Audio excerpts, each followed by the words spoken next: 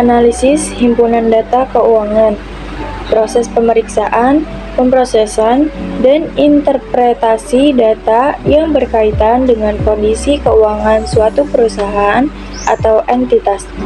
Tujuan utamanya adalah untuk memahami kesehatan finansial, kinerja, serta potensi risiko dan peluang yang dihadapi perusahaan. Yang pertama, jenis analisis keuangan. A. Analisis horizontal time series. Definisi menganalisis perubahan data keuangan dari suatu periode ke periode lain. Contohnya, pertumbuhan pendapatan atau laba bersih perusahaan selama beberapa tahun. Tujuannya untuk mengidentifikasi tren dan pola pertumbuhan atau penurunan kinerja perusahaan dari waktu ke waktu. B. Analisis vertikal common sense. 1. Definisi membandingkan elemen-elemen laporan keuangan dengan nilai dasar, biasanya total aset atau penjualan. Contoh, menghitung persentase beban operasional terhadap penjualan total dalam laporan laba rugi. 2. Tujuan untuk mengidentifikasikan struktur biaya dan alokasi sumber daya perusahaan pada satu periode. C. Analisis rasio keuangan. Definisi menggunakan rasio-rasio keuangan untuk menganalisis berbagai aspek keuangan perusahaan. Contohnya rasio likuiditas, profitabilitas, solvabilitas, dan efisiensi operasional. Tujuannya untuk mengukur kesehatan finansial perusahaan dan membandingkannya dengan standar industri atau pesaing. Langkah-langkah analisis data keuangan. A. Pengumpulan data. Data yang dianalisis biasanya berasal dari laporan keuangan utama, yaitu laporan laba rugi untuk menganalisis pendapatan biaya dan laba bersih. Neraca untuk menganalisis aset, liabilitas, dan ekuitas. Laporan arus kas untuk menganalisis aliran kas masuk dan kas keluar, serta di likuiditas. B. Pengorganisasian data. Data yang sudah dikumpulkan diorganisir dalam bentuk yang mudah dipahami seperti tabel, grafik, atau diagram. C. Pemrosesan dan perhitungan. Melakukan perhitungan rasio atau perbandingan. Yang pertama, rasio likuiditas. Contoh current ratio, mengukur kemampuan perusahaan dalam memenuhi kewajiban jangka pendek. Yang kedua, rasio profitabilitas. Contoh net profit margin, mengukur seberapa efisien perusahaan menghasilkan laba dari penjualannya. Yang ketiga, rasio solvabilitas. Contoh debt to equity ratio, mengukur kemampuan perusahaan untuk memenuhi kewajiban jangka panjang. D. Interpretasi data, tren positif atau negatif dalam pertumbuhan laba, pengelolaan utang yang sehat, efisiensi operasional, dan manajemen biaya. Yang ketiga, jenis rasio dalam analisis keuangan. Yang A. Rasio likuiditas, mengukur kemampuan perusahaan dalam memenuhi kewajiban jangka pendek. Current ratio, aset lancar, liabilitas lancar, quick ratio, aset lancar, persediaan liabilitas. Yang B. Rasio profitabilitas, mengukur seberapa efisien perusahaan menghasilkan laba. Net profit margin, laba bersih, pendapatan, return on asset, laba bersih, total aset, return on equity, laba bersih, ekuitas pemegang saham. 4. Penggunaan analisis himpunan data keuangan. Mengevaluasi kinerja perusahaan dengan melihat tren keuangan dari waktu ke waktu. Perusahaan dapat mengidentifikasikan kekuatan dan kelemahan operasional mereka. Mengambil keputusan investasi. Investor menggunakan analisis data keuangan untuk menentukan apakah sebuah perusahaan layak diinvestasikan atau tidak. Manajemen risiko. Analisis rasio dapat membantu mengidentifikasikan rasio keuangan seperti tingkat utang yang tinggi atau arus kas yang tidak stabil.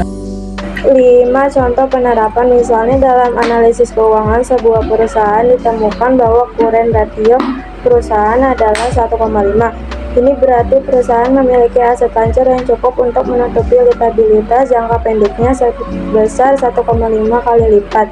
Namun jika debt equity ratio berada di angka 2, ini menunjukkan bahwa perusahaan memiliki 2 kali lebih banyak utang daripada ekuitas. yang bisa menjadi sinyal adanya risiko solvabilitas. Berikut ini contoh soal dan beserta jawabannya.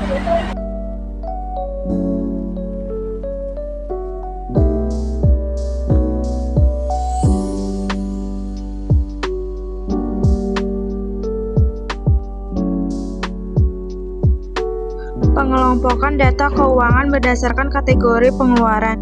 Pengelompokan data keuangan berdasarkan kategori pengeluaran adalah proses di mana pengeluaran suatu entitas dikelompokkan ke dalam berbagai kategori untuk memudahkan analisis, pemantauan, dan pengelolaan anggaran. Pengelompokan ini membantu dalam memahami kemana aliran dana diarahkan dan untuk mengidentifikasikan area yang memerlukan penghematan atau optimalisasi. Langkah-langkah pengelompokan data keuangan. A. Identifikasikan jenis pengeluaran. Langkah pertama adalah mengidentifikasikan semua jenis pengeluaran yang dimiliki perusahaan atau individu. Pengeluaran bisa berasal dari berbagai sumber seperti operasional sehari-hari, pembelian barang, modal, pembayaran utang, dan sebagainya. Kategori utama pengeluaran. Setelah pengeluaran diidentifikasi, pengeluaran tersebut dikelompokkan ke dalam kategori utama. Beberapa kategori pengeluaran umum adalah pengeluaran operasional, biaya yang berhubungan langsung dengan operasional bisnis. Pengeluaran non-operasional, pengeluaran yang tidak terkait langsung dengan operasi inti perusahaan, seperti bunga, utang, atau biaya investasi. Pengeluaran modal yang digunakan untuk membeli aset tetap atau barang modal. Buat subkategori pengeluaran. Tiap kategori utama dapat dipecahkan menjadi subkategori yang lebih rinci. Ini berguna untuk analisis lebih detail. Pengeluaran operasional dapat dipecah menjadi gaji dan tunjangan, biaya utilitas seperti listrik, air, internet, biaya pemeliharaan dan perbaikan bahan baku, pengeluaran pemasaran. Klasifikasikan setiap pengeluaran ke dalam kategorinya. Langkah selanjutnya adalah mengklasifikasikan setiap transaksi pengeluaran ke dalam kategori yang sudah ditentukan ini. Dilakukan dengan mencocokkan transaksi dengan kategori dan subkategori yang relevan.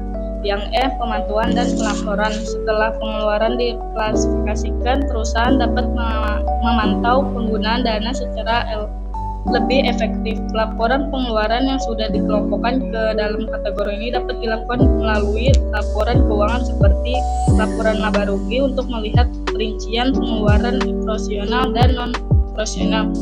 Laporan arus kas untuk memantau pengeluaran kas berdasarkan aktivitas operasional, investasi, dan pendanaan.